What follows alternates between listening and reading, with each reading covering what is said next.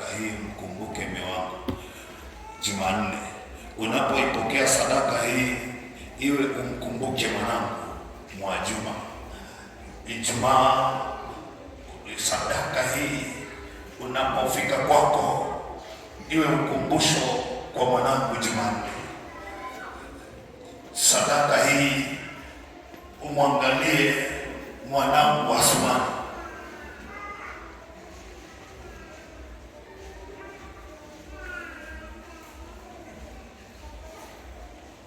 Akabadili mfumo, akaona sasa hapa ili nifanyeje kwa hiyo, kwa sababu yeye kanisani hakuwa na kanisa, naye alikuwa ni mtu wa mataifa, lakini yake ni kumcha Mungu. Akasema kesi ndogo,